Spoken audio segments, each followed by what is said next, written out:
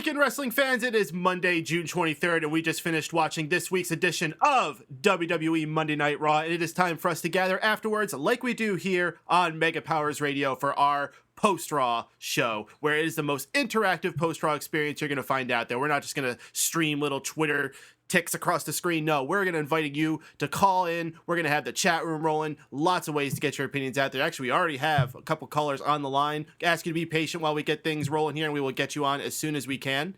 Introducing the panelists that we have here this evening, I am Mike Paden, station director here at Mega Powers Radio. Everyone else here, first off, Mr. Steven Wago, host of Addicted to Anime here on Mega Powers Radio and Unanimous Decision MMA. Steven, welcome to the show. Yo. Also with us, the president of SmarkOutMoment.com and the host of Smack Talk, Tony Mango. I'm a much better president than Putin. I don't care what Rusev says. And I apologize. We're having tremendous problems with Skype and BTR tonight. Drew, are you with us yet? No, he's not. I believe he's still connecting.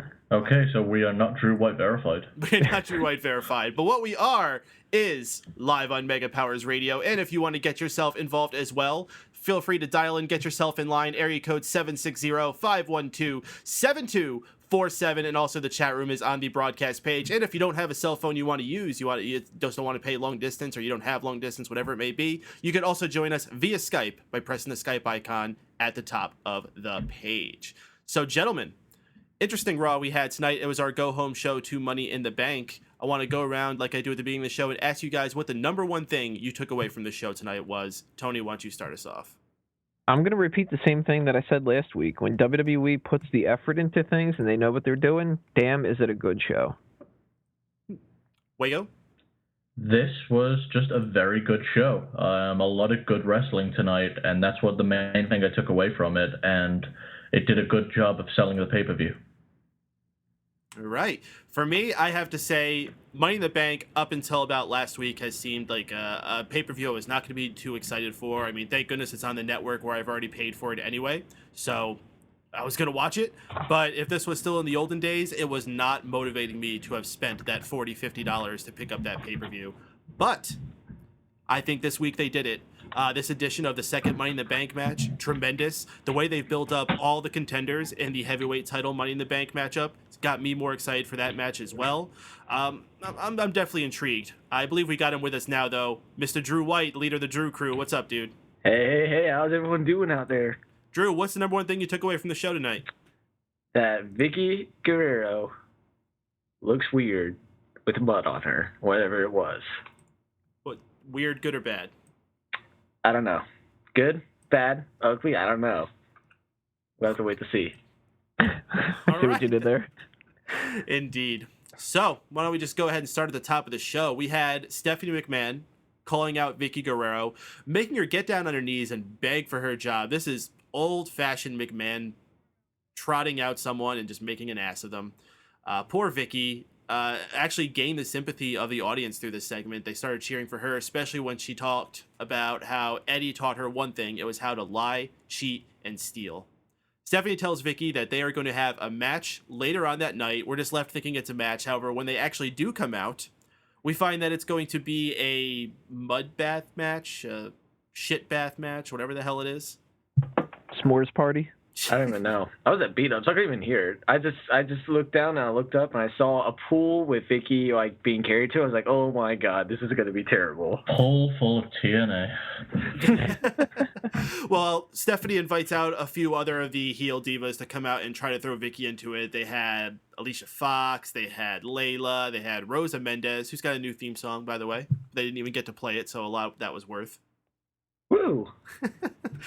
They try to throw Vickie in, but Vickie actually fights back, gets the three of them in. However, while she was distracted celebrating that small victory, Stephanie McMahon came up from behind, threw Vickie into the pool, causing Vickie to unfortunately be fired from the company. In a way, Vickie gets the last laugh. She shoves Stephanie in, but that's the end after quite a tenured career that Vicke Guerrero has had over, what has it been, 7, 8 years at least? They mentioned 9. 9? Ever since Eddie died, they mentioned 9. Okay, well, on the thing. She didn't really come in until like a couple years after. Yeah, but sure that. She has had a fantastic career. This woman who had no real experience in the wrestling business. She came from a family with it, of course, but her husband was a wrestler and she did the stay-at-home mom stuff. She stepped up. She went into this world that she had no idea what it was. I think did a tremendous job creating this character and got so much heat. I think she was probably the hottest heel throughout like the 2010, 2011 years. And big applause for her for being able to pull that off. She's been a manager. She's been the GM. She's been an office assistant. She's done. Was she a champion at one point? No. Or she was Miss WrestleMania. She was? That was Santina, wasn't it? I think she got it one of the other years. I don't know. I could be wrong. I don't know. She was like, no.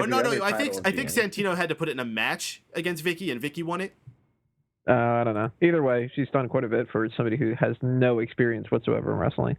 Absolutely. So I want you guys to talk about how Vickie got sent off and maybe any Vickie memories you want to add. Drew, why don't you start us off? Oh, the first Vickie memory I just remember was like the whole feud with Rey Mysterio and Vicke Guerrero back in 2005. I think that was the first time I really remember her being in front of the camera. But yeah, I didn't really get to see her as much when you were talking about her, like most likely the most over heel, one might say, when it comes to getting booed in 2010. I really don't watch at the time. But yeah, she was very good. The one thing she did get to catch on was the excuse me thing. And I thought it was a little weird that people were cheering for her tonight. But hey, if this was her final send-off for her, at least in front of the camera kind of stuff, then yeah, I thought it was good for what it was. Wago, what about you, man? How you feeling about Vickie's send-off? It was a classy way to put Vickie over in an unclassy way. I was going to say classy. There's nothing classy about this. I think it's classier that they gave her the rub when they could have just said, okay, she's gone by. But They gave her a great send-off. They could have done it last week when she got vomited all over. So it is definitely a better situation than that. I thought it was very awesome on their part to do what they did after all this time. Because they've humiliated Vickie on so many occasions. I think it was fitting that she got fucked over and then got her revenge in the end before she went off. And I actually I thought I was going to shit all over this stuff, but I actually liked it. So, segment was a lot of fun. And anytime you get to see a McMahon embarrassed, it's always a good thing. But as far as my favorite Vickie moment goes, it has to go back to her work with Edge. I thought it was some of the highlights of SmackDown. And when they were finally breaking up and they was having all this friction, back when Edge was doing the whole Joker thing where she shoved her out the chair and screaming in her face, and then she was like, oh, I forgive you, but you're going against The Undertaker in Hell in a Cell. All that type of stuff that they had with each other was awesome, and it was one of my favorite feuds during Edge's time as the big heel on SmackDown. Very true. Drew, why don't you follow up on that? What'd you think about Vickie's send-off tonight, and any favorite moments from Vickie's? Well, if you didn't hear me the first time, I guess I could tell you the second time. Oh, did I already go to you? Yeah. Tony, did I miss you? Yes, you did. Okay, Tony, you're next.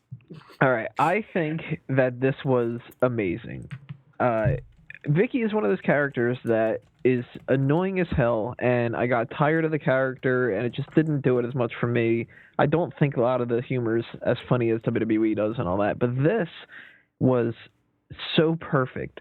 Because not only did they do something that they've been doing for years with the whole humiliation thing and not have to do her screaming, which has been my least favorite thing about the character, but they stayed true to that and at the same time managed to turn her babyface.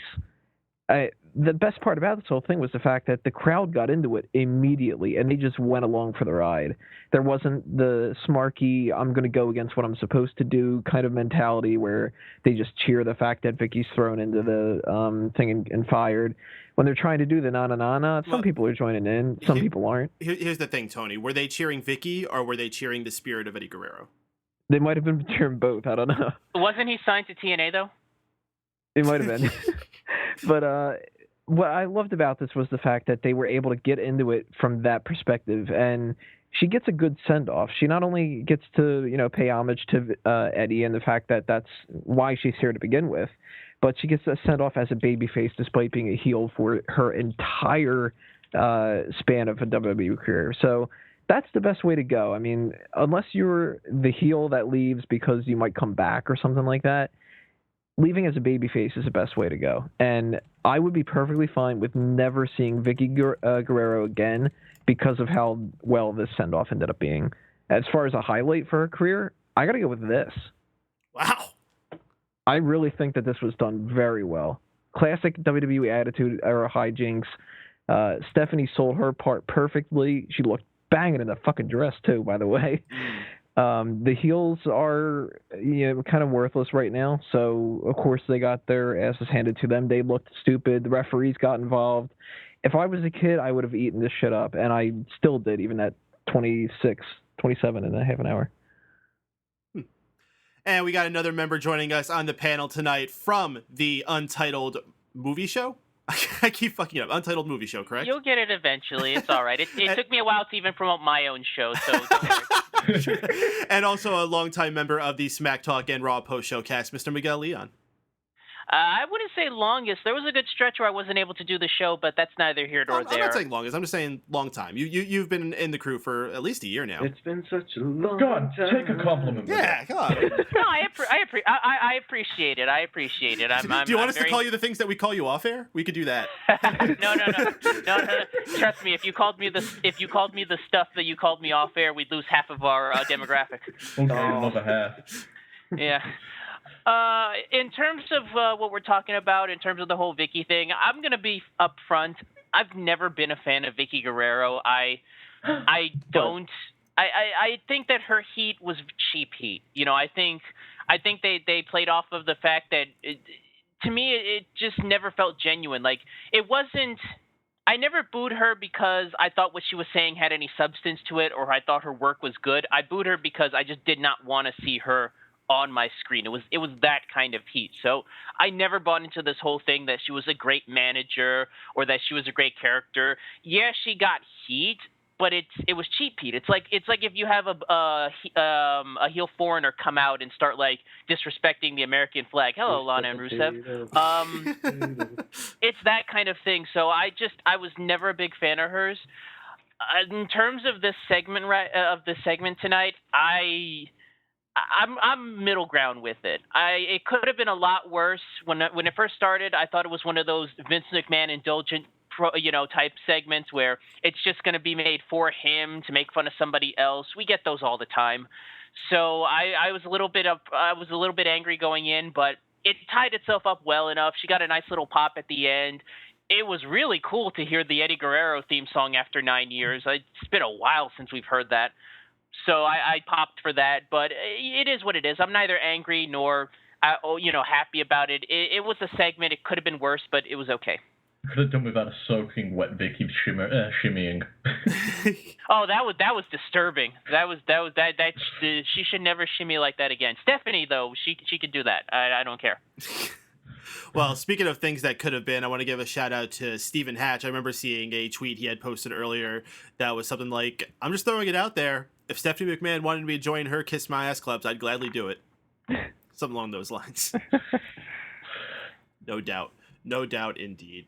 So we're going to open up the phone lines, get your thoughts about what's happened tonight, the Vicke Guerrero situation, the participants being announced for Money in the Bank, whatever else is on your mind. So if you want to get yourself in line, dial in area code 760-512-7247 or press the little Skype icon at the top of the broadcast page. We also have the chat room open. JT77, Mr. Wago holding things down. Got a few guests in there. Why don't you register yourselves and join the chat room? Have a little more fun with the other people on there. 2 conversations going on at once. Makes things go crazy here. But let's bring on our first caller from the 412 area code. Good friend of the show, Mr. JD. What's shaking, JD? JD.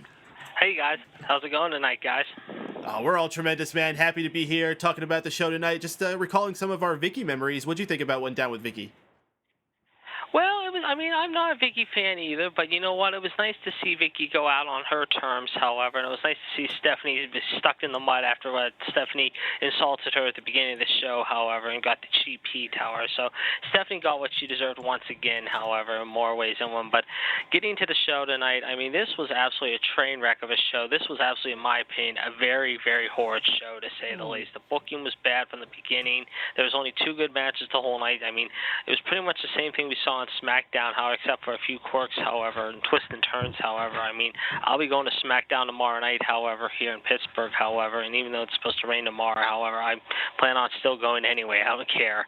But, no, I mean, the sad part is, however, they have 4 matches already lined up for Money in the Bank, however. They could have had at least 2 more listed, however. It's just, right now, I think WWE better hope that Money in the Bank, however, and their network really gets a lot of buys, because right now, I think, as we've said for weeks on end, they just continue to just do horrid in the pay-per-view business. I mean, this is usually not the time to go really in the tank, however. I mean, yeah, I understand you have your 4 basic shows, the Rumbles, the SummerSlams, the Manias, the Survivor Series, whatnot, but I mean, this is just dreadful to go into Money in the Bank when you have only 4 matches listed, and right now, the only match that everyone cares about, obviously, however, is like the big one, the supposed 8-sided match now, according to Hunter, after tonight. So, yeah, they're in big trouble heading into this. And I just heard this. I don't know if you guys heard this or not, Howard, but there's a rumor going around that next week in Montreal that Bret the Hitman Hart will be in Montreal. There's a rumor going around right now, and I just heard this a few minutes ago, right before you guys went on the air, and there is talk that Bret Hart might be in Montreal next week. So I imagine maybe we'll see something in the lines of Bret Hart maybe standing up to the authority, possibly, but you never know. We'll have to wait. JD Scoops laying it down. That would be fantastic, but I have a feeling at the most we'll just see him like escorting out Natalia for a match or something. Yeah, maybe, but at the same time, we might see him maybe stand up to Hunter and Stephanie, tell him, you know what, Howard, you've been running Raw, shut all these people, maybe stand up for Daniel Bryan for once, you know? Maybe he'll do something along those lines. I would love that, and you know what? There is an open position of GM. That's going to me. Oh, okay. Good luck with that, Drew. Thanks. So, what did you think about the rest of our participants announced for this second Money in the Bank matchup? Well, I mean, you got Kofi in there, you got RVD, Bad News Barret, I mean, Dean Ambrose. I mean, if there's 2 guys that could win it, and Seth Rollins, I mean, you look at all those people, I mean, some of these people do have a chance. I mean, right now, obviously, you got to look at Seth Rollins maybe as an early favorite, but at the same time, I'm looking at someone like maybe possibly Bad News Barret pulling it off. I mean, Kofi, yeah, he'll fly, and he has those great spots. RVD, I mean, this isn't 2006 anymore. I mean, he hasn't done much since he came back, so I think if it was elimination rules, however, I think he'd be out early.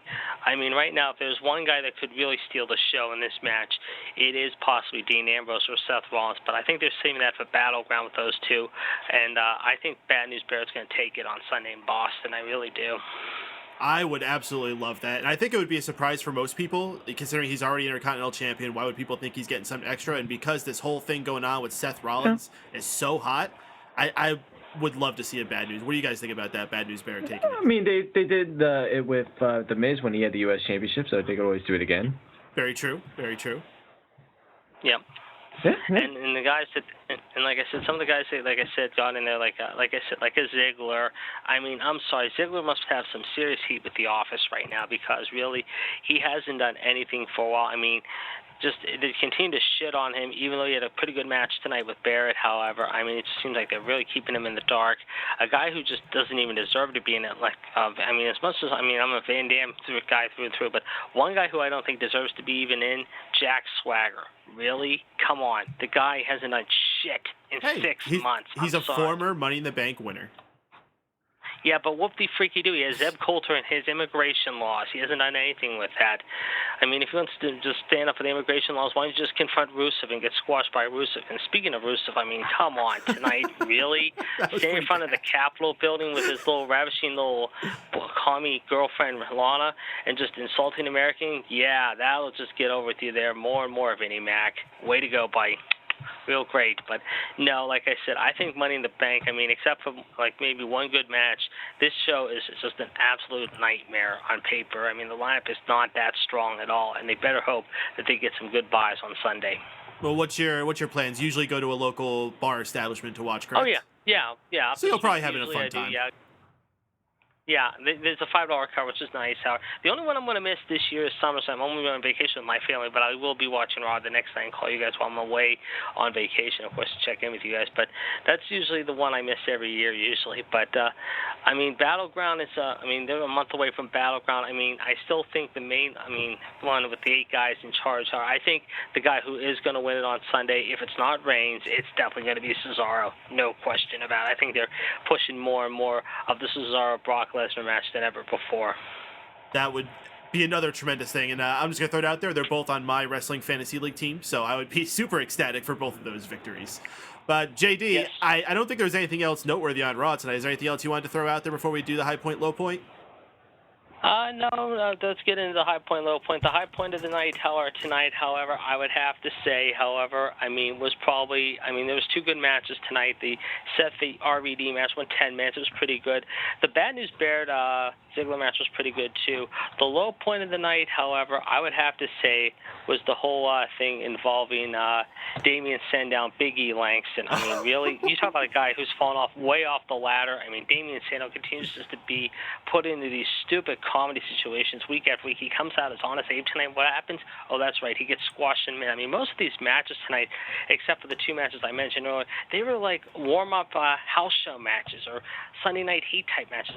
Not one match went past 10 minutes until maybe midway through the second hour. So they did a very bad booked show tonight in Washington, D.C., and I'm just appalled that fans were there to see not a great show, but a fair show at best. And like I said, I'll be there tomorrow night, and it's going to be interesting to see what happens this time in Pittsburgh, because the last time, if you remember, when they were here in Pittsburgh for the Rumble, the fans gave them shit. Oh, yes. This time, they better hope they tell SmackDown in a big way Friday night, because if they don't, they're in big trouble heading into Sunday. If I saw the advertisements correctly, Daniel Bryan's supposed to be in the house, isn't he? I've heard rumblings on the radio today, there was some talk about it, and he is supposed to be there actually Sunday, too, on the pre-show at Money in the Bank. If he's not there tomorrow, he will definitely be there at the pre-show on Sunday at Boston. They were talking about it tonight in D.C., I remember. But it would be nice to see him make an appearance on the Jumbotron and let everyone know how he's doing. But the big match that everyone's talking about tomorrow night is RVD, Ambrose, and Reigns versus Orton, Wyatt, and, of course, Cesaro. So we'll see what happens tomorrow night, obviously, on SmackDown. All right, well, we'll talk to you on the other side of that and Money in the Bank next week, JD. Have a great night and have an awesome time next night. Thanks, guys. Talk to you later. See ya. All right, another tremendous call from JD. Anyone out there who wants to call and give your opinions about tonight's show and the current Money in the Bank situation, dial in area code 760-512-7247 or click the little Skype icon at the top of the page. Chat room's heating up a little bit more. Got a few more people in there. Shout out to Creepers on the Radars joining us. And our own Joseph White is in there as well. We got 2 representatives in there. Hey. Woo, holla. All right, coming back to you guys. The other big thing that we had tonight is the filling out of our second Money in the Bank matchup, which is going to be for the traditional Money in the Bank briefcase. Super glad that they added that in. It would have felt a little empty going over the next year if we didn't have another one. I'm not a huge fan of the briefcase design. I'm glad it's not the candy red or candy blue, but now it's just candy caramel, and it's not much better.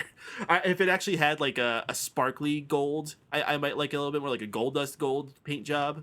Or a Stardust Gold. Yeah. You beat me to it. I was going to say a big star on the back. But the announcement was great. Triple H comes out. He hypes the crowd up. He puts up these big pictures on the Tron. We learn it's Kofi Kingston, Jack Swagger, Dolph Ziggler, Rob Van Dam, Bad News Barret, and, of course, Seth Rollins was announced this past Friday on SmackDown. And eventually, through a series of events tonight, Dean Ambrose was put in at the request of Seth Rollins because he says that's where I can keep an eye on him. But sure, okay, why not? But that's our matchup. Pretty good lineup, I gotta say. If there was a weak point in there, I would definitely say it's Swagger. He is kind of an odd man out. Rob Van Dam is not what he used to be, but you know what? He could probably still go out there and put on a few awesome moves. Same with Kofi Kingston and Ziggler as well. So I am looking forward to this. And I'm going to back JD up. I am going to be rooting for a Bad News Barret victory. Not just because he's on my team, but because I am totally digging how he has evolved throughout the years, what the character that he has defined as now. A lot of people said that this character wouldn't have legs and it wasn't going to be able to work its way up. I disagree. I've always loved this character, and I am so happy to see it working its way up. And you know what? It's not like they're giving it this super hard push where he's winning every single match he goes out there. He's been fallible. He's lost a number of matches over the last few weeks, but he's won a lot too, and winning more than losing and still looking strong in every single match. They're doing the perfect job with the rise of Bad News Barret. So that's going to be my prediction for that. Go around and get your guys' thoughts on that. Miguel, why don't you start us off? This is definitely going to be the grinders match of the show. This is going to be the matchup that's going to give us all the big high-flying spots, all the big crazy moves, things like that you come to expect from a ladder match like this. Usually when you have a Money in the Bank matchup, it's usually a good mixture of, big-name stars that aren't known for their high-flying moves and the guys out there that you can count on to get the big spots. But it seems like all their big stars are in the WWE title matchup, Money in the Bank, so this is where you put everybody else. I had a feeling this was going to be the case. I figured most, if not all, the guys that lost their qualifiers were going to get a shot into this matchup, and I'm, for the most part, not wrong. I think this has the potential to steal the show. I really do. I think you're going to see a lot of great spots up here. I mean, like they said before, guys like Kofi and Ziggler are just great for stuff like that. RVD can still pull a few great spots here and there out. Rollins and Ambrose are great no matter what they do. And you got Swagger and Barret there to kind of keep things on the ground if you have to. So it's very balanced, and I'm really looking forward to this. In terms of who's going to win, I don't know if we're going to go more in depth on that, or if we're going to save that for Smack Talk later in the week. But I think the fix is in on Seth Rollins. I'm just going to say that right now. All right, Tony, why don't you follow that one up?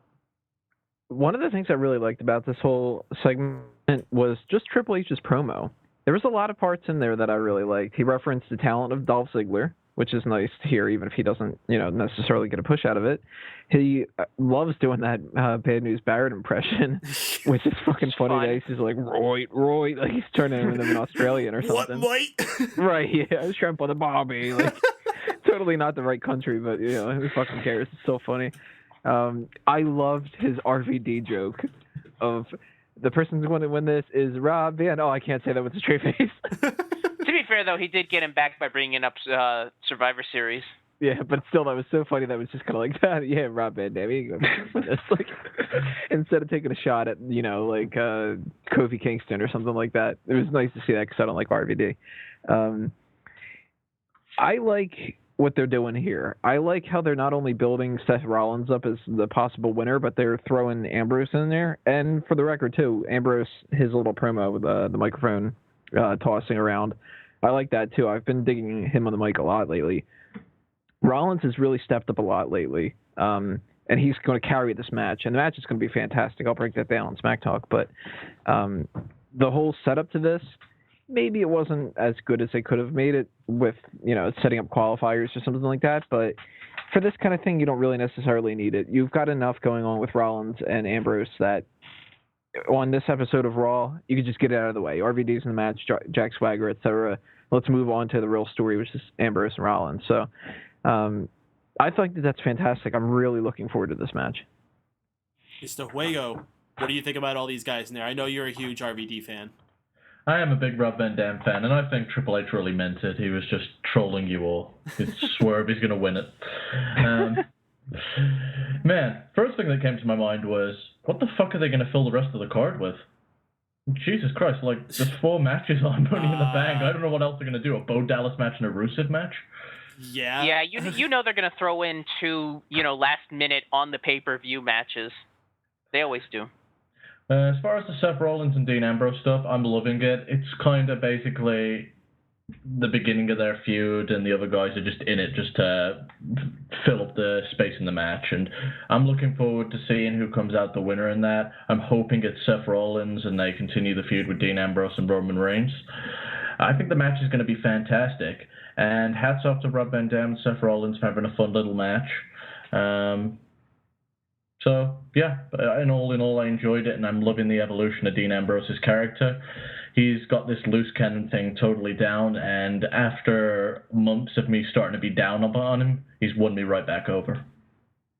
Yeah, Dean Ambrose, definitely not going to be the odd man out going forward. I don't think any of them are going to be, and that was the best situation we could have hoped for with the Shield. All 3 of them are looking phenomenal going into this first pay-per-view where they're split up. That's great. But Drew, why don't you finish us up on this? Yeah, this should be a good Money in the Bank. It should be better than the All-Star one, kind of like how it was last year. The one with the lesser-known names was the better one of the 2. I think it's going to be the same this year. I mean, most of the people, I think, actually, most of these guys were in that Money in the Bank match last year. I mean, so I know Swagger and I know Dean and I think Seth was as well. So I know at least they were in it or something like that. Maybe it was just Dean, but yeah, this should be a good Money in the Bank match. I'm looking forward to it.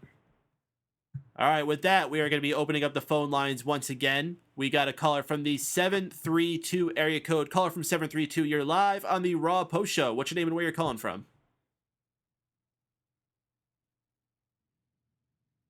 I'm sorry, can you say it again? It's me, Jeff. Oh, hey Jeff. What's up, Jeff? Not much.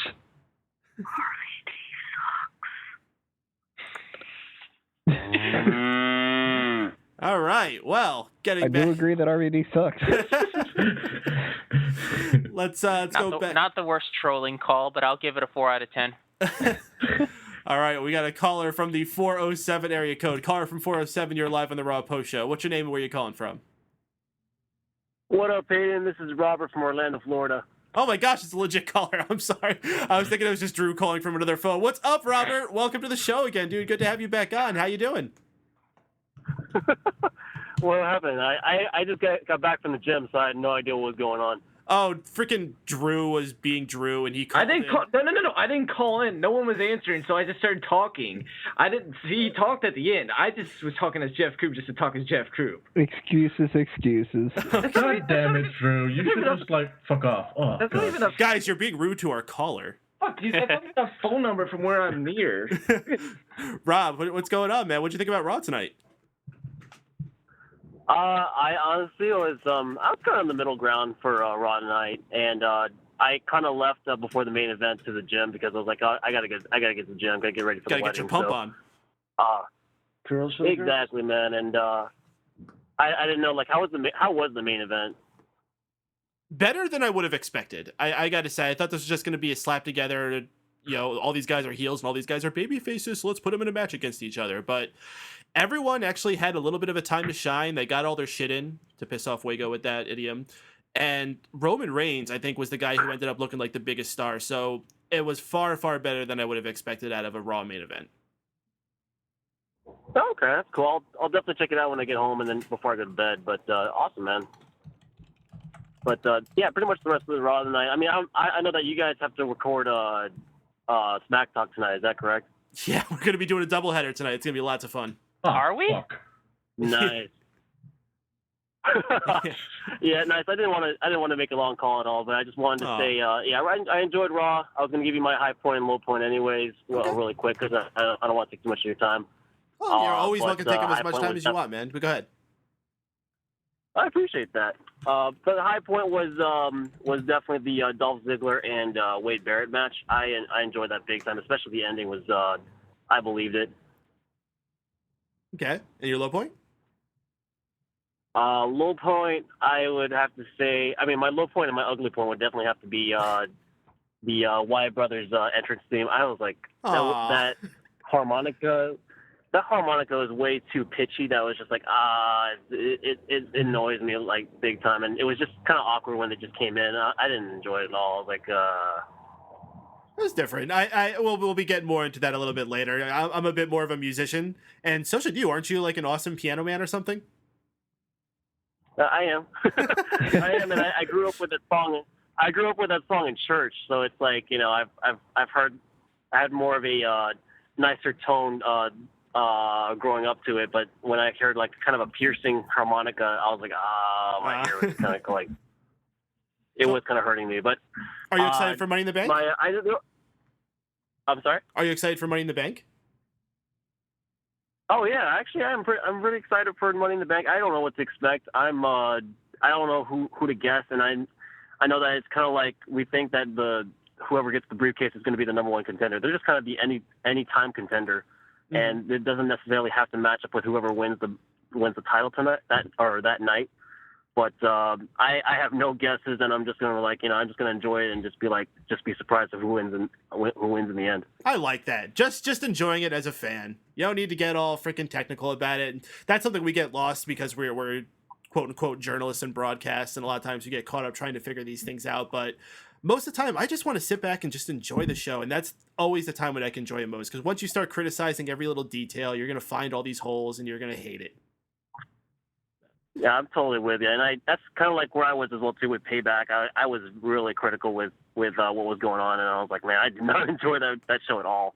Mm-hmm. But one last thing I want to get your opinion about Vicke Guerrero. She lost her job with the company tonight, and after a number of years at the company, what did you think about her? What do you think about her leaving? I appreciate you for bringing that up. That was kind of like my honorable mention because I thought that last week she was leaving, and I was like, you're gonna leave on a note with vomit, and I was like, and then she's gonna have a match with Stephanie. I was like, okay, that's not bad to leave on a note with that.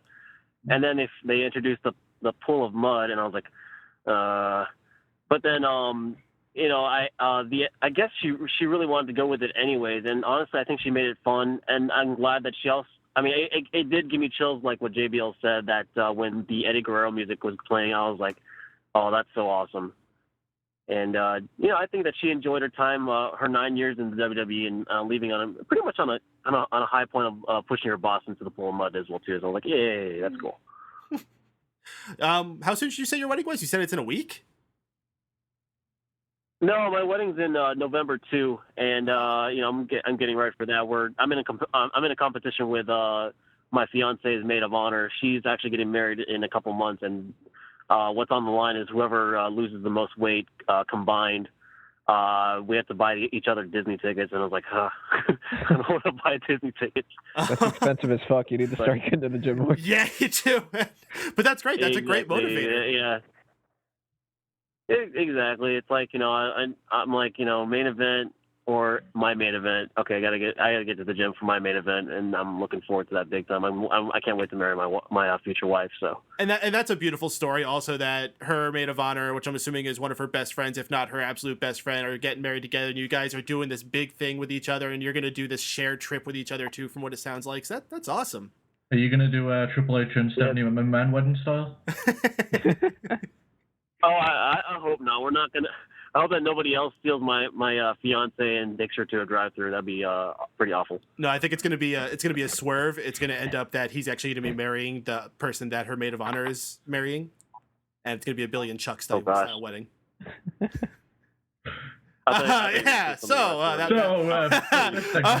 Joke aborted. Anyway, Robert, it's really awesome to hear from you, bro, and congratulations. I'm sure we'll talk to you at least one or two more times before the date, but you keep kicking ass, man. We're rooting for you to do awesome there, and yeah, awesome to hear from you again, Piano Man. I appreciate that. The other main reason why I also called too is I just want to say happy belated anniversary to you guys. I just listened to the anniversary show today, and quite honestly, man, all the podcasts I get to, I have to drive an hour to work, and I appreciate you guys for the entertainment on the way. If I'm falling asleep, I'm like, man, thank goodness for Sean's drunkenness, Drew's random fireworks, Wikipedia, Paden Cara, and Teddy Mango. So I appreciate you guys big time. And we appreciate you as a fan and supporting all this stuff. What did you think about the roast of Tony Mango? I thought that was awesome. I was like, how are you going to say something bad about Tony? And I was like, that's really hard. And I don't think anyone could say anything bad. I mean, and honestly, I don't even know why you guys would say anything bad about each other. But it was entertaining to listen to it. But I feel like it was not even a roast on Tony Mango. It was a toast on everybody else, a roast on everybody else. Yeah, it is tough to find stuff on Tony. That's why we had to really dig down and find like the Model Mayhem profile. Got lots of good material. Just gonna lean back in my chair because I'm invincible. Wait, you say you wanted to make fun of it? Yeah. I gotta check that out. That's hilarious.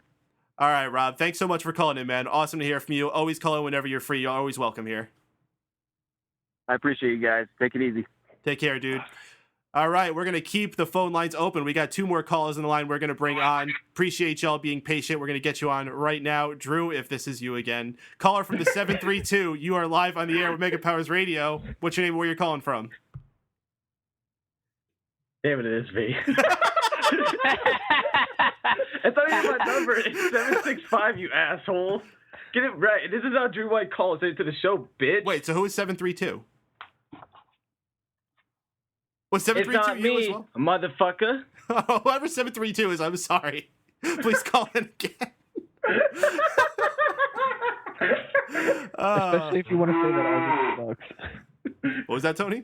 I said especially call in if you want to say that RVD sucks. Damn it, the first one wasn't me. I swear to God. Wow. You don't do a very good impression, Drew. I'm sorry. I'm not doing that fucking impression. All right, we're going to try this one more time. Caller from 732. You're live on the Raw Post Show on Mega Powers Radio. What's your name and where you calling from? Motherfucker. Caller from 732. See, it's not even my fucking fault at this point. Everyone's like stuck on the phone. That's not me. I swear to God, it's not even me. All right. Well, if it is someone actually genuinely dialing in, we're not hearing you. We apologize. Check something might be wrong with your phone. But please, feel free to try again later on if you get that figured out. We're going to move the conversation along here. Going back to the top of the show, we had a couple matches featuring each one of the Usos against each one of the Wyatt brothers.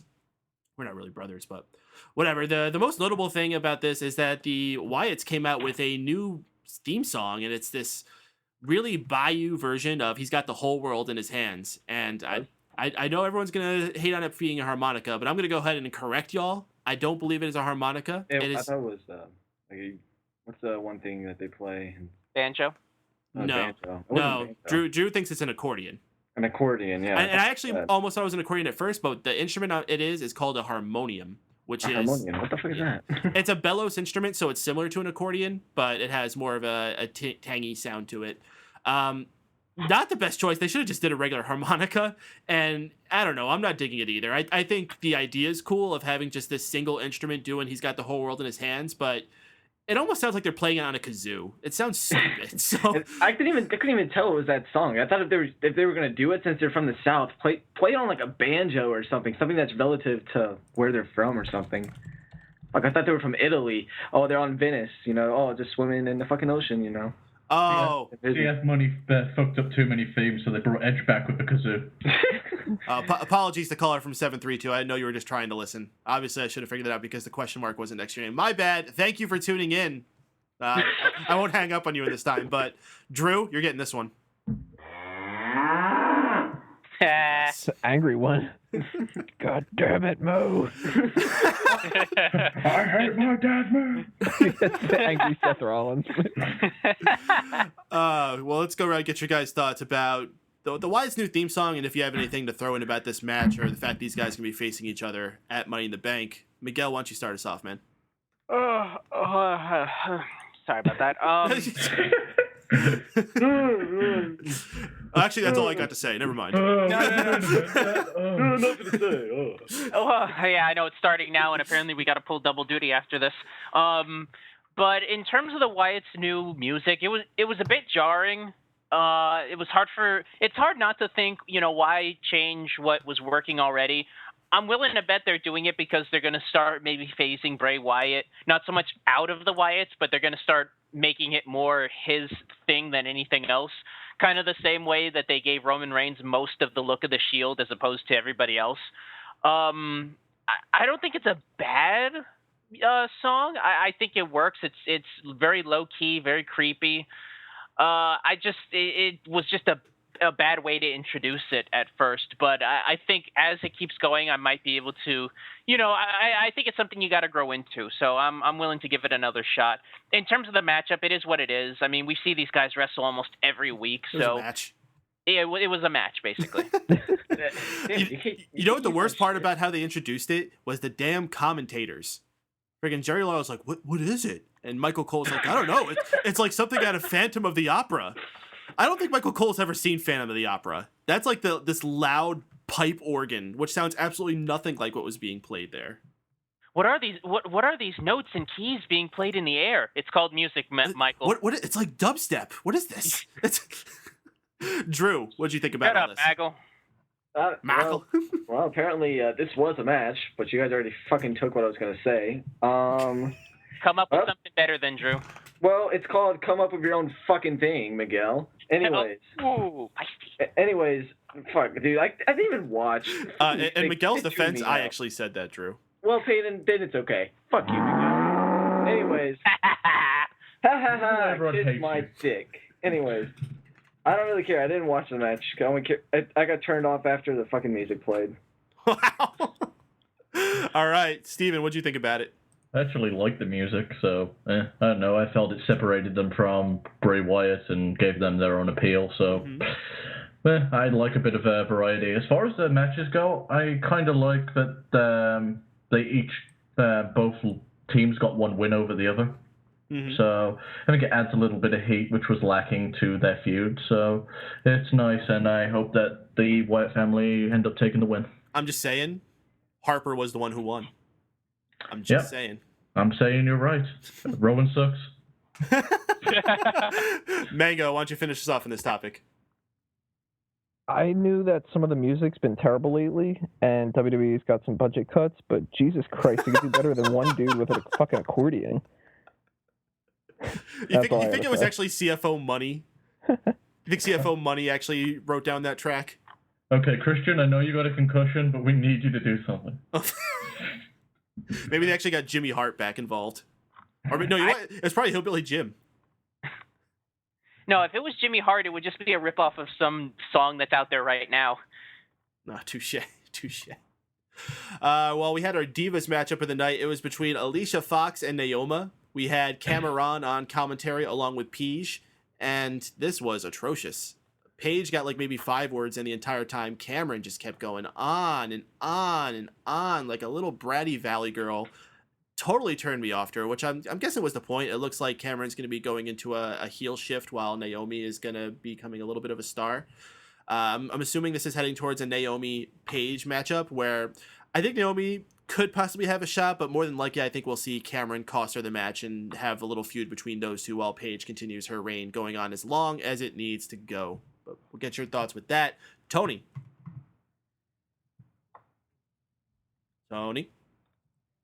You don't give a fuck. You don't give a fuck. Steven? This was a match. I was not a fan of the commentary, and I don't really rate Paige that well on the stick anyway, so the match was okay for a Divas match, but this whole segment was kind of bleh. Miguel?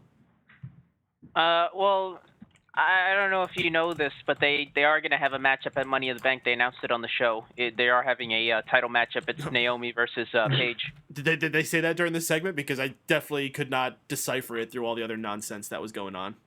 I believe they announced it later in the show that they announced that they are having a matchup, because I just went on the Wikipedia page and it says that they announced that it's going to happen, and I do remember seeing a graphic for it. So if it's Wikipedia, it must be true.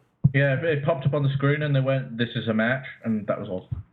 And yeah, in terms of the actual segment itself, an above-average Divas matchup ruined by awful commentary. Like, the matchup wasn't terrible. It was what it was, but that commentary just dropped it down like several degrees. It wasn't. There was no, like Steven said, there was nothing to it. It was just a bunch of bratty comments back and forth. It is what it is. It's an unfortunate black eye on what was essentially a okay matchup. Alicia Fox and Naomi can work pretty well in the ring, I think. I'm glad you brought that up. I completely glossed over that. They actually did have a pretty decent matchup, and you didn't even notice because of all this trash going on. Especially Naomi. I think Naomi looked especially good in this segment. But Tony, now that you're back, what'd you think about our Divas segment?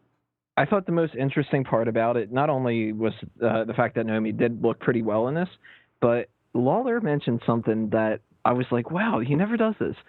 The two of them are bickering back and forth, and I think it was Cole said, "Oh, I can't get a word in edgewise," and Lawler goes, "Hey, haven't you spent any time with women?" And then he immediately goes, "That was pretty sexist of me to say."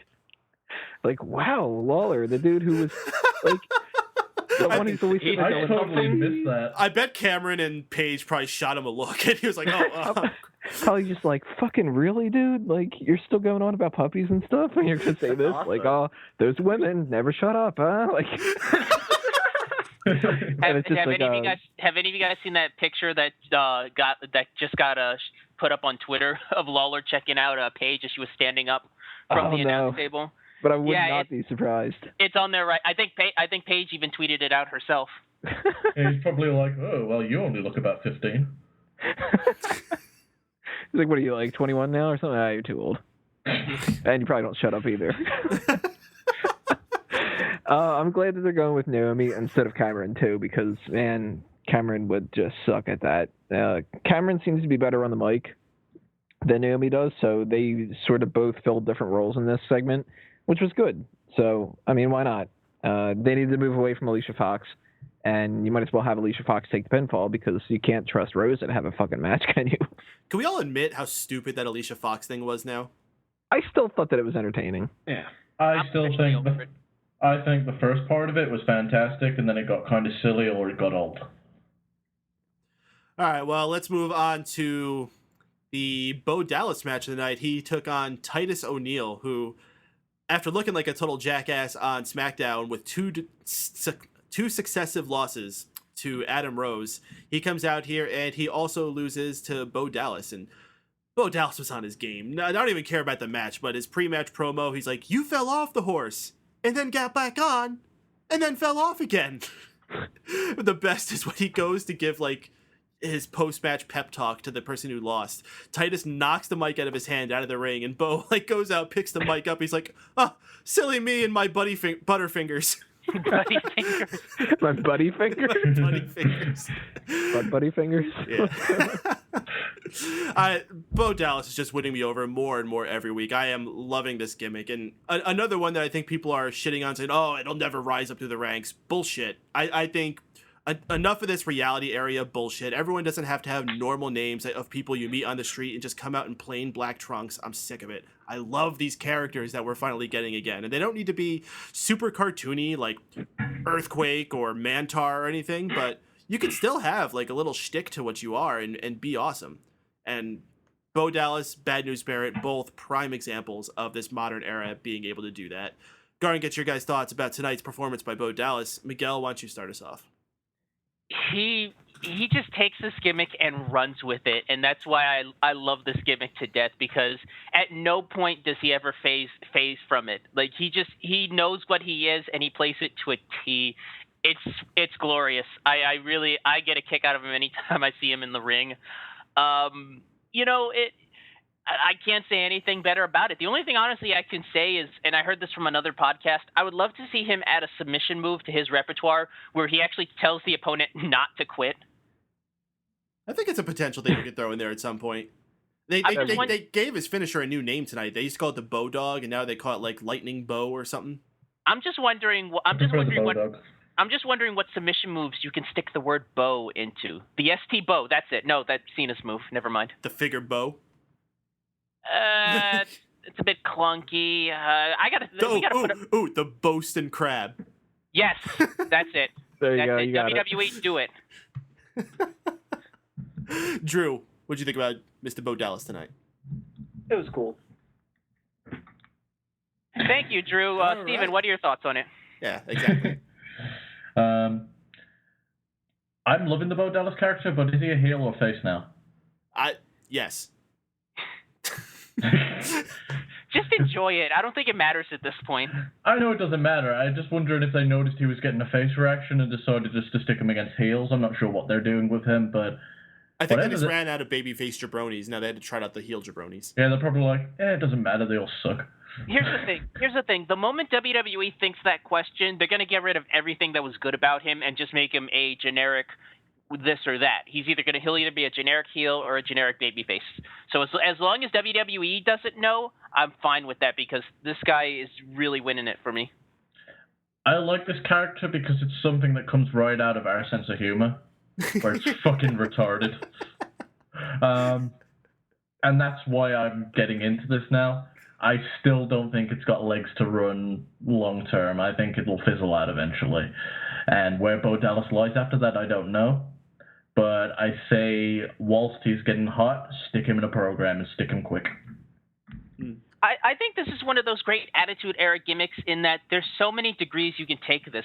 Like I said before, I want to see him write like a Bo Dallas book, or have like Bo Dallas followers or something. Like you can go in such ridiculous over-the-top directions with it that, yeah, it's probably never going to be a main event gimmick, but he can ride this thing for like another few more years if you're creative enough. There's no shame in being a high-caliber mid-card star. Look at Santino. Yeah. Santino now ain't doing so well, but he had a pretty lucrative career for a number of years. Zack Ryder was doing fine until WWE, put his career in. I don't think anybody wants to be Zack Ryder. That's not someone you should strive to be. Any aspiring wrestlers out there, look to be Bo. Do not look to be Zack. Look to be Bo. Yeah. Mango, wrap us up on this. I'm loving it so much. I think it's got so much potential in the future. I don't know if his stature is something that's going to end up being in the way, but... You talking about his skinny fatness? Yeah. The fact that he looks the way that he does might hurt him, but I think character... it helps. Like, this guy is supposed to be like this overachieving motivator, and yet he's got, like, bitch tits. I think it's great. Yeah, I was sitting with a casual fan today again, and I got one of those weird like comments on Bo Dallas, and she was like, "Aw, he's cute. He's like a puppy with special needs." Speaking of submission moves, you've got the Texas bow relief. You can do the bow and arrow hold and just get rid of the W. Here comes Mr. Shitty Puns getting them all out here. I got one more. The Bobra clutch. I was about to say that. I would love to see all of them. He's fucking awesome. And Titus O'Neil's not doing shit, so you might as well have him lose. Doesn't matter if he's babyface or not. It's his time to lose. All right. Well, we had a match with Seth Rollins and Rob Van Dam, two competitors in the Money in the Bank matchup for the briefcase. Dean Ambrose interferes what was... God, I have nothing to add to this match. And do you guys have anything to add to this? Otherwise, we'll just skip it. Dude, RVD had more to say than just his name in that promo. That was kind of cool. That was fucking overachieving right there. He didn't do anything else the whole fucking rest of the night. I was just like, shit, RVD, good job, buddy. No, you just go home now. You're. Take a vacation, man. You must have really overworked yourself for that. Yeah, shit. That probably took more effort than it did the past 10 matches that you wrestled. I think what happened is normally he has a cue card that says Rob Van Dam on it, so he knows what to say, and someone took it, so he just spit it, winged it, and he came out with that. He forgot his line. What's that thing I always say? Oh, God damn it. I love how part of what he said, though, was all just dude. How stereotypical can you get? What's up, man? Dude. Oh, this is awesome. Anything else anyone wants to add? Dude. I like the slow build that they're doing between Rollins and Ambrose. They're not giving us that matchup immediately, so this is what it was. It could have been better given the guys in the ring, but it was what it was for a Raw matchup. We got an unexpected Intercontinental title match tonight. Bad News Barret defending against Dolph Ziggler. Bad News Barret comes out. He does his usual bad news speech. Something about racism. I didn't catch the whole thing, and it was funny because I was actually having an argument over someone about racism in wrestling at this time. You were arguing with me. Actually, it was during the Seth Rollins matchup. That's why I didn't catch the matchup, to be quite honest with you. I had one comment with you. There was this other guy. It's the old argument about why there hasn't been a black WWE champion. We've been over this 100 times. And there's been an English one. It's because of Big E's pecs. Oh, we can take care of this. I'll call Paul.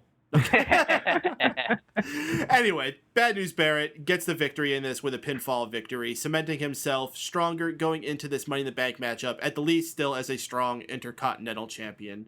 You guys got anything you want to add to that? I was eating boneless wings at Beat-Ups at this time. That was pretty good. Boneless wings? This match was fucking awesome. It was a pretty awesome match. Spanned 2 segments, I'm pretty sure. Gave it a lot of time. They gave him a lot of time, and they made sure to show off. I was like, random Intercontinental Championship match. That's prestigious. And then they had that match, and I'm like, well, fuck, way for me to eat my words. Well, did anyone actually think Dolph Ziggler stood a chance? No. I did. No, but I tell you what, the fucking finish for that match was cool as hell. What was it? When he ran at Wade Barrett in the corner and he fucking pulled the bull hammer out. It's one of those moves that you can hit out of nowhere, and it just looks fucking sweet, especially when a guy like Ziggler sells it. I just love the cheesy setup for it where he reverses his elbow pad. It's just cool when you come up with a little gimmick like that to set up your finisher. Yeah, it might be cheesy, but every time he does it, I'm like, oh, he's gonna do it. There it comes. He's gonna say boom. Boom. I believe the racism thing was about the Washington Redskins, by the way. Oh fuck! Who cares about that? Who cares? Like everybody. No, only Native Americans do. I think it's stupid at this point. This argument. I guess exactly. Tonka cares. I didn't catch the Tatanka. promo. I thought when he was mentioning when he was saying about football, I thought he was making like a World Cup joke or something. Like, way to be topical, Vince. Well, fuck, I didn't even hear it. Did you know while Dolph Ziggler was coming out, I had to explain that the people I was with that he's gonna come out and shake his ass for a second, and they thought it was fucking stupid. I'm like, yep, it's wrestling for you. What are you gonna do? What are you gonna do? You had to Shawn explain Michaels to him the shaking WWE his. title. Yeah, exactly. You had to explain to him shaking his ass for a little bit, but you'd have to explain the Vicke Guerrero segment. Dude, no, I was looking down. I was eating my food. I looked up and I saw the Vicke Guerrero thing. I'm like, yeah, see, this is something I couldn't explain, even if I knew what was going on. Because when I saw it, because I didn't hear that it was a whatever type of match it was, I just saw people come out and then people being thrown in a mud pit. I was kind of like, yeah, see, even if I could explain it to you, I couldn't, because this is one of those things that you don't talk about when it comes to wrestling. I would talk about Stephanie McMahon, though. She did look fine tonight. You were right about that, Mango. She looked fantastic. Yeah, anyway, Dolph Ziggler versus Wade Barrett. Yeah. Well, let's actually move on to what we had next. Was this fun little backstage segment where Goldust and Stardust get interviewed. Goldust in first. First off, Goldust has gotten a new jacket, which is a takeoff of Cody Rhodes' old jacket with the hood and the leather vest. I think that's really cool. It's more merging of the two characters with each other. And then Stardust comes in singing a song and leaves, and Goldust is like, finally, I'm the normal one. Really fun segment. But you guys got anything you want to throw onto that? Sounds cool. It's kind of ironic because earlier today I was looking at old WWE vignette promos, like intro promos for a lot of old stars, and I watched the first two Goldust vignettes that he did back in, like, I believe 95 or 96, and how great those were. If they go at it with that in that regard with Stardust and really get really creative with the character, I could see it really getting over. I don't know about. Here's the thing: how do you do that in 1995? You could really play up the homophobia in society. Now there's a massive march for acceptance of gays and transgenders and all that in society. Your gay marriage is becoming legal in more and more states, and if you have any sign of homophobia, you're automatically vilified by anybody else in the room. So they can't go that route. How else do you make this bizarre vibe with a guy like Stardust? And that I'm not saying, like, necessarily saying that that's a question you got to answer. I'm just saying that's the idiom, or that's the problem that they're presented with here. And I think they're approaching it very well. I think they're finding that way to do it, which. Props to them, and props to Cody for putting that together and pulling that off. I do. Maybe I just need to wait till he starts getting his own voice. That's what I'm waiting for. Like when he actually cuts his own promo. Let's see where it goes from there. Because I mean, Cody is not really known for being best on the stick, but you know, we'll see what he can do with this character. I just want to see him get really creative with it in the same regard as it was with Goldust promos. But it might be just apples and oranges. I'm just saying, the next evolution of Cody Rhodes, Bodie Bodes. Might happen. It's funny how he was on an episode of Smack Talk talking about how they could like be stealing each other's gimmicks and get into like a big brother squabble, and now he wears the jacket. It's happening. Next up, you're going to see him with the mustache. Is he just going to paint one on, or is he actually going to grow it out? He should paint one on. I would not expect anything more than that. Just all like black all over his face and then a gold mustache. That'd be awesome. Actually, it should probably be the other way around. Otherwise, he might be accused of doing blackface. Speaking of racism, anything else anybody wants to add to this, though? No. Creepy.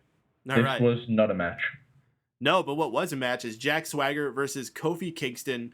Kofi Kingston's back on Zeb's deportation list, and that's pretty much the biggest news out of this match. Jack Swagger wins with a Patriot lock, making him look stronger going into Money in the Bank, and Kofi Kingston looked like a jabron.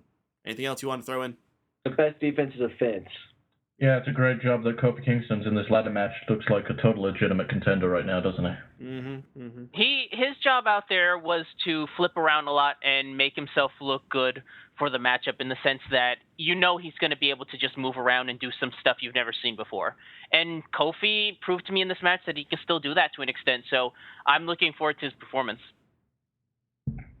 I mean, it is what it is. He's there basically to be a showman. He's a grinder, basically. He's there. I liked him better when he had an accent. You know what he is? He's a guy who's had a job. He's a guy who's had a job consistently for a number of years.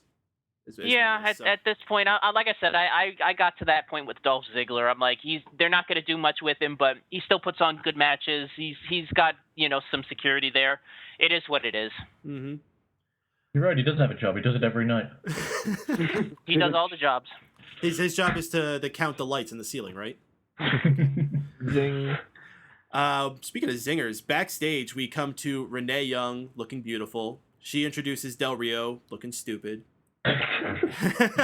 Eventually Del Rio is interrupted by Paul Heyman and Cesaro. Paul Heyman does his Paul Heyman shtick. Del Rio makes a jab at Cesaro saying, "Hey, why don't you ever talk?" And Cesaro delivers my favorite zinger of the entire night. "Yeah, I don't need to speak because I only speak 5 languages and none of them is the one you do. Loser." Great comeback by Cesaro, and making him look strong with just one line, which is better than I think they made Swagger look with his match. So, awesome for Cesaro. You guys got anything you want to throw in about Heyman, Cesaro's, or Del Rio, and even Renee, for that matter? Fuck Del Rio. Why is Del Rio in the main Renee. event matchup? Like, can we pull an audible and just switch him with Bad News Barret and throw him into the contract matchup? I'd be fine with that. I don't know about you. Or just pull him out and have him lose to Sin Cara. They should just have that every week. I know. That could be like a traveling circus. Del Rio loses to Sin Cara. You could even give it away. Like have that be on the advertisement. Del Rio will lose to Sin Cara. But they got to make it exciting each week. Like one week it's like a fucking banana peel, or the next week they got some other stupid skit. Make it an event for the whole family. I got 2 notes here for this segment. One, great comeback from Del Rio, just getting bug-eyed and mumbling nothing to himself. Fantastic. That really shows that you're a tough guy. Like he's getting channeled by Taz here.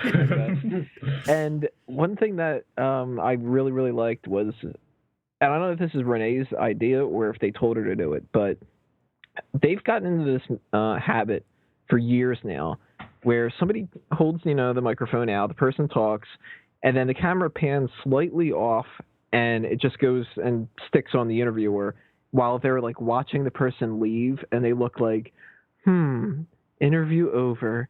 And it's this like horrible way to end all these interviews that they do.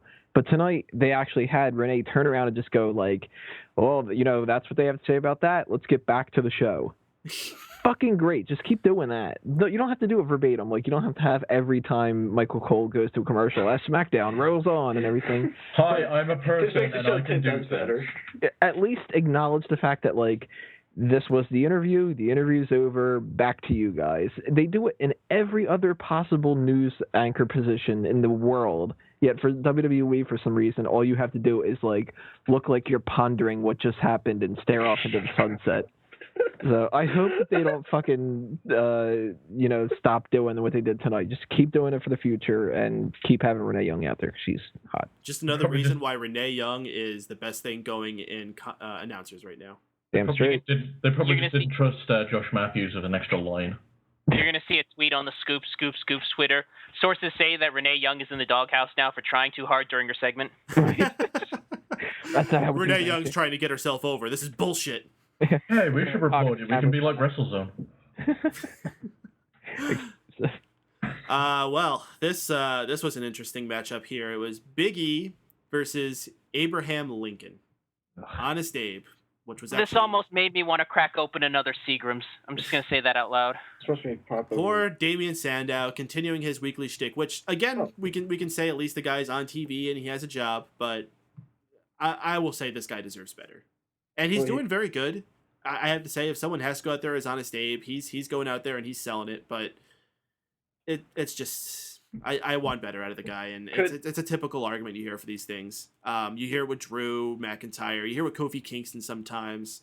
I'm gonna go ahead and throw it out for Damien Sandow, but Big E gets the victory here. Then he starts talking like a black preacher about the country. I don't know what the hell he was trying to do there, and he gets attacked by Rusev, and that's the segment. Yep.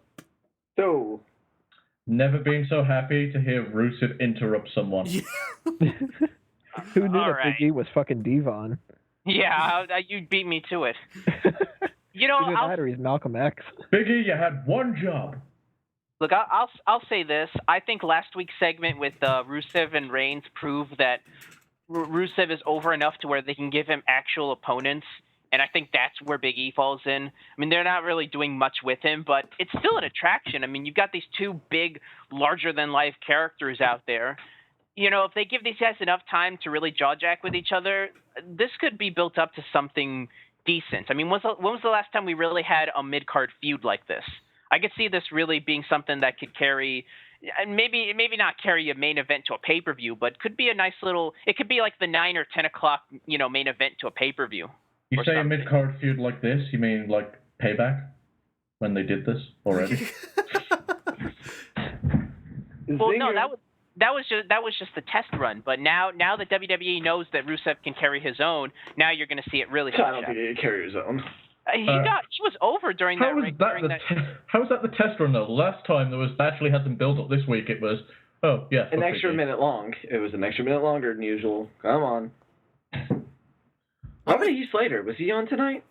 No, Heath Slater was not there tonight. Come on. I wanted to see face Heath Slater. I'm with Miguel, though, and I think the thing he was going to say was that Battle Royal at the end with Roman Reigns, people were loving both of them going at each other. So I don't know. I think it was more Roman Reigns and people loving.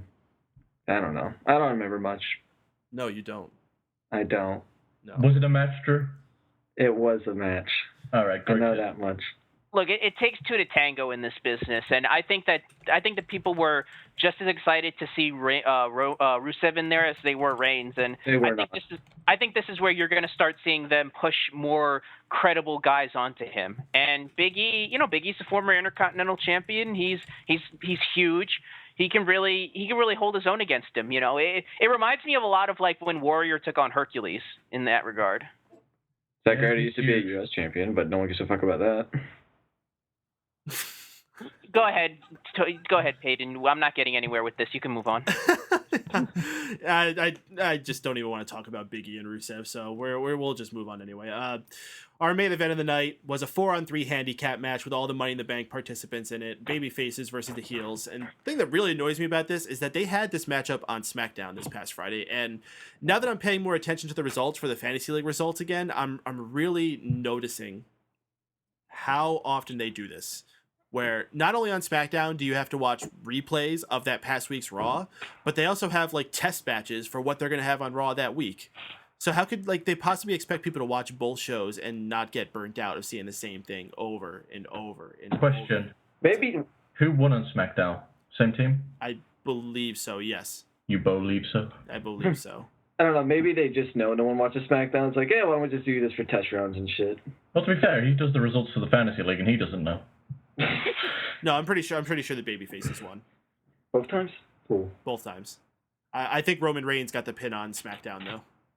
Wait, who got the pin? I was driving home. Who got Sheamus got the pin tonight. Oh, well, both on my team. Nice. Doesn't fucking matter. Let's go. GG. What did you guys think about the match, though? I actually think as far as main event standards on Raw, this is at least a little bit above average. It wasn't completely offensive, and everyone looked strong. Roman Reigns especially looked like an absolute beast, and I think would make him the easy favorite for the Money in the Bank matchup on Sunday. But what do you guys got to add to it? You say everyone looks strong. The team with an extra member on it didn't win. Yeah, but the team that was short had John Cena, Roman Reigns, and Sheamus on it. It doesn't matter to me. I hate that fucking thing. If there's an extra guy on your team and you're all meant to be main event caliber guys, then you should be dominating over the smaller team. Didn't Randy Orton leave? I didn't even see him leave. Wow, that's how much I don't notice Orton. Yeah, I think Randy Orton abandoned him at some point. Was it? Okay, then that makes more sense then. But did he leave on SmackDown too? I don't think so. All right, I'll bitch about that match instead. Fuck SmackDown. It was one of those endings to where everybody got to hit their finisher, so it was so quick I didn't even notice that the smaller team won. It just kind of came and went. So I'm all right with it, and we did get some extra bit of news after that. So I don't think the matchup was anything but a time filler to lead to the inevitable reveal of the 8th man. Oh yeah, and I didn't even mention that. Kane comes out after the match, cleans house, just kicks everybody's ass there. Triple H comes out and announces Kane is going to be the 8th man in the Money in the Bank, meaning that match with him and John Cena last night was worthless. Waste of time. Okay, then I've got something else. Time out. Which one is he in? He's in the title match. Oh, okay. Well, I have someone else to bitch about. Why can't anyone jump for a fucking chokeslam other than John Cena? Fucking chokeslams look weak as hell. In addition to that, one other thing that bothered me is Randy Orton's in this 6-man ladder match, or 8-man, or whatever it is. And Kane's just been announced as the last member. Didn't seem remotely bothered. Well, if that 7-foot burnt fuck was in my match, then I'd be a little upset. Yes, my impression is that him and Triple H worked out a deal where Kane is into this match to watch Randy Orton's back. And I think that might be revealed on SmackDown or at some point on the actual Money in the Bank show. But I definitely see that backfiring and Kane eventually going into business for himself. Like, Randy Orton will be in the ring, like, trying to give him commands, and Kane will be like, no, fuck you, and chokeslams him. But you can see why I think it's dumb. No, absolutely. When I first saw it, I was like, why is Randy Orton standing next to Triple H? Like, he's not upset that the Kane is in the match. And I'm thinking, like, oh, you know, Randy Orton is the golden boy. Maybe Triple H is going to look out for him. Did you just say the Kane? Did I? Yeah, I think you almost said demon. That's probably why you're like, I'm not going to say that. Kane. I prefer it than corporate Kane or demon Kane. I'll just... It's gotta be the Kane. Maybe artist former than Kane. I'm in full Mike Adamley mode tonight. It's great. Well, what do you guys think of our events tonight? Kane being revealed as another member in this matchup. I've been saying for a while that it doesn't make any sense that Kane isn't in the Money in the Bank match. And when they announced all the other people in the other match tonight, the very last thing that I had written down on the Smart Out Moment predictions was, I still don't fucking get why Kane is not in this, because it makes no sense.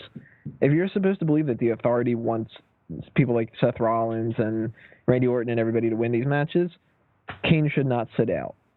I mean, logic doesn't have the best place in professional wrestling, but you should still try.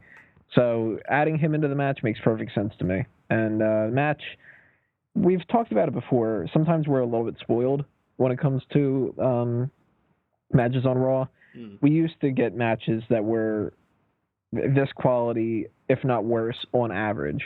So considering everything else that happened tonight and how we already had a fantastic match with Ziggler and Barret, this was okay. Listen, we all know what the main event of the first Raw was, right?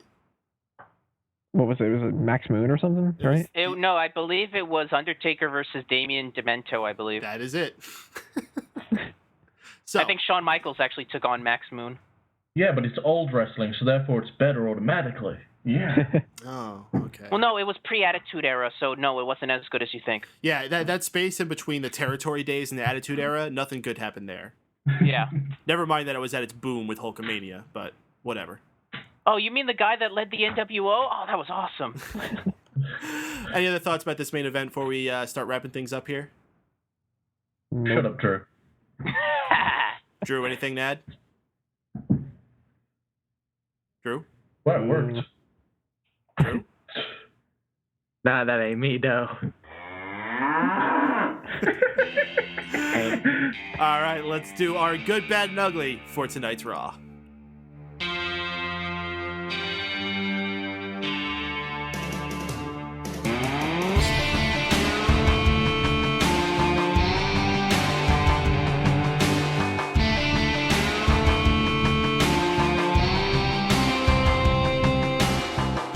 Yes, it is time for us to do our good, bad, and ugly from tonight's show, where we talk about what we thought was the best part of the show, the worst part of the show, and the most embarrassing part of the show. Let's get started with Mr. Drew White. What was your good, bad, and ugly? Well, apparently I missed everything good when I was out eating, so I can't give it good. My bad is going to be the intro music of the Harpers, as I apparently called them. And the ugly... It might as well be. Yeah. Yeah. The ugly is going to be, as much as I kind of liked it, I'm going to have to give it the, I don't even know, whatever Vicke Guerrero fucking did. I don't know. I guess her good would be the Eddie Guerrero music. That's going to be my good, actually. The bad will be the pit of shit. You're not going to put the boneless wings as a good? The boneless wings? Dude, my boneless wings was good. Miguel, if you were there, I would have given you maybe one. You're very kind, Drew. Actually, I'm just kidding. Fuck you. All right, Miguel, why don't you rebuttal at Drew and then also give us your good, bad, and ugly? No, I'm not gonna waste my time with Drew anyway. Not about that life. Yeah, I ain't about that life. The good, I'd probably say, was the Bo Dallas segment. I'm loving this guy every single time I see him in the ring. The bad would probably be the Abe Lincoln segment. As you said, Sandow deserves a lot better. Even with security's sake, he should not be. This shouldn't be an every week thing, is what I'm trying to say. And the ugly was the commentary during the Divas matchup. That ruined a pretty decent matchup. All right, Mr. Wago, you're good, bad, and ugly. I wanted to say good for Wade Barrett and Dolph Ziggler just because they put on one hell of a match, but I'm going to give it to Vicke Guerrero send-off because I just really appreciate what they did, letting it go off in a positive light, and that was really cool on their part. As far as the bad goes, it's going to be the Divas match. No, it's an easy one, but it was especially bad tonight with all the bickering, and it wasn't necessarily a bad match, but the segment blew. Ugly. If someone walked in and went, "Is that Abe Lincoln wrestling?" Yeah, that's Abe Lincoln wrestling, a guy with tits. Yeah. Now, what was worse, the time they had Abe Lincoln wrestle or the time they had Barack Obama wrestle?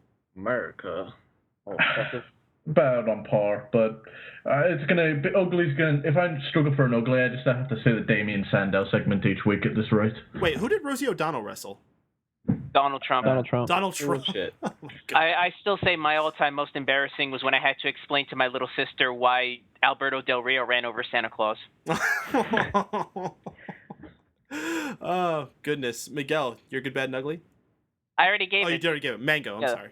First off, Something Miguel, for you them. should have used that opportunity and been like, "That's why I'm not getting you anything for Christmas this year." Let's see. My good, I got a tie. The Vicke Guerrero stuff and the Ziggler and Barrett match. Both of them were just awesome, so I couldn't really pick. Bad, Wyatt family music. Awful. Fuck. If you did that, CFO money, you should be fired. Ugly, I, for a while, thought I was going to end up giving it to Michael Cole's checkered board suit, because that was really, really ugly looking. But it's got to go to the Big E, Rusev, Damien Sandow, Malcolm X, Putin stuff. I just hate this Rusev shit that's been going down. It sucks for Sandow. Big E is looking like a jackass. Everybody just looks stupid here. Except for Rusev, who looks like a potato. That's true. Well, he looks like a stupid potato. We didn't get our potato joke of the weekend yet, so couldn't go off the air without that. I'm going to take a couple good, bad, and uglies from the chat room. JT77 saying his good was the Ring of Honor pay-per-view last night. I really need to check that out. I've heard lots of good things. Bad, the Damien Sandow segment, and ugly, the pool of stuff. What I don't know what stuff he could possibly mean. I don't know, but One big apparently, pile of according shit. to the announcers, it smelled awful. Look like Homo. That was one big pile of shit.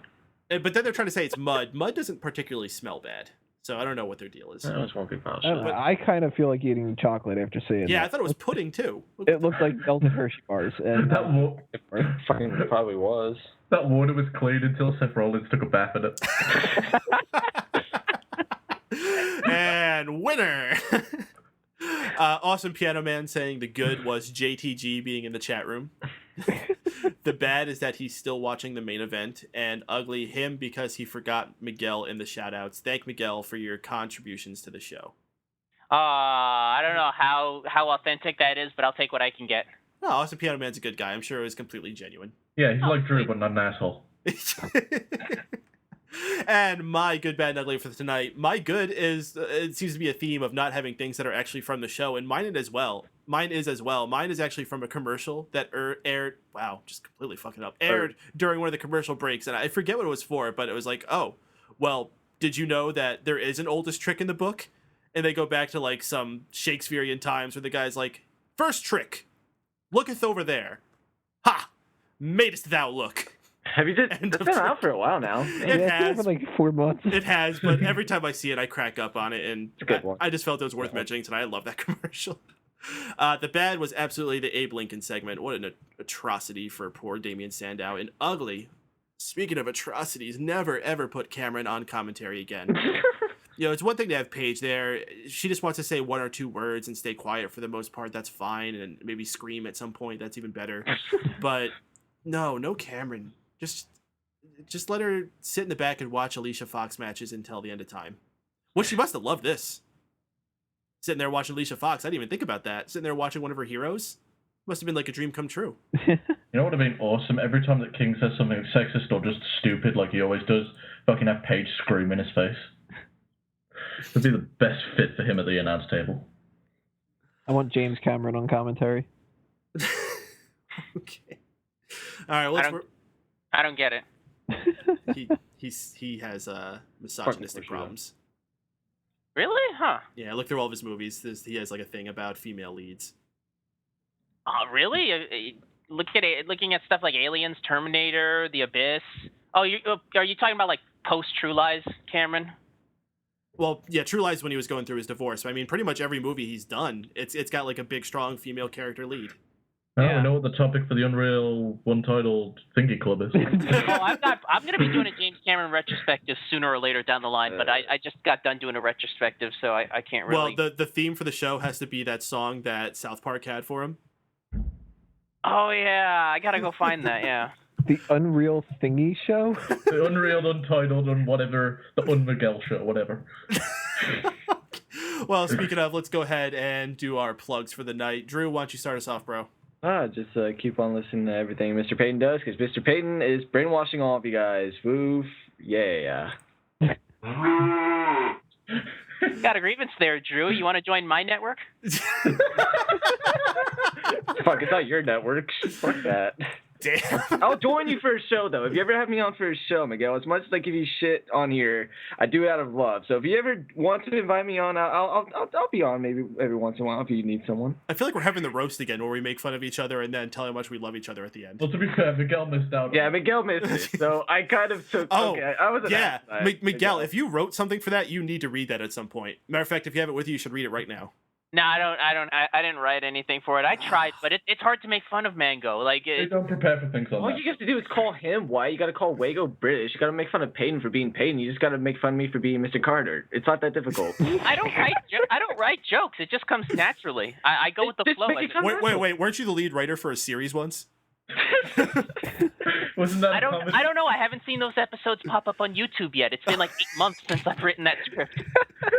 Fucking took it and stole it, dude. Wago, why don't you go next, man? Alright, check out udmma.com for all your mixed martial arts needs. That's udmma.com, twitter.com/udmma, facebook.com/udmma. Also, we'll have a date for the next episode of Addicted to Anime this week. It's going to be on Cowboy Bebop. And, yep, that's all from me. Facebook.com/addictedanime fans. Mr. Miguel. All right, check out the Untitled Movie Show tomorrow night at 8 o'clock. We're going to be discussing vanity projects on there. Check out last week's show, which I did during the roast, obviously, as they mentioned, where we did a big episode on the Rocky franchise. So if you want to check that out, also check out last week's show. Tune into this week's show, 8 o'clock, Tuesday night, blogtalkradio.com. And Mr. Tony Mango, tell us what's up in your world. SmarkoutMoment.com, as always, guys. YouTube.com/SmarkoutMoment. You can also find the podcast Smack Talk on iTunes and Stitcher. Bleacher Report, I'll be posting stuff up as I usually do. Check out the article I had written before about with What Culture. FanboysAnonymous.com, OutOnLimbs.com, blah, blah, blah, blah, blah. You know it. Blah, blah, blah. You know it. All right, folks, thanks so much for tuning in. If you had a good time, be sure to join us every single Monday night following the conclusion of Raw here on MegaPowersRadio.com for the most interactive post-Raw experience available. Thanks to everyone who was chatting things up in our chat room. Awesome Piano Man, JTG, Creep Us Onto Radars, Mr. Wago, and Drew White representing our crew. We also had our callers, JD and Robert, Awesome Piano Man as well. Appreciate everyone. We also got another caller on here. We never actually found out who you are, but you're just sitting there creeping, listening to us. We appreciate you tuning in as well. Appreciate everyone who also listens to us in the archive version, available on smarkoutmoment.com. Also find it on iTunes and Stitcher. And also, I haven't plugged this one in a while. Please go on Facebook and join our official Facebook group. It's called the Mega Maniacs. It's facebook.com/groups/the Mega Maniacs. That's where we'll be talking all throughout the week about our thoughts on what's going on in the wrestling world. We'll be posting things that we think are funny, videos, whatever we got going on in our mind. It's a good way to stay in touch with us all throughout the week. And with that, folks, I am going to bid y'all adieu. We have another episode of Smack Talk to record tonight. We're pulling some crazy-ass double duty, so be sure to pay attention to that show as well, because you'll probably be hearing us absolutely tired as hell. It'll be a unique experience. And for that, for Miguel Leon, for Drew White, for Stephen Wago, and for Tony Mango, see you next time on the MPR Raw Post Show.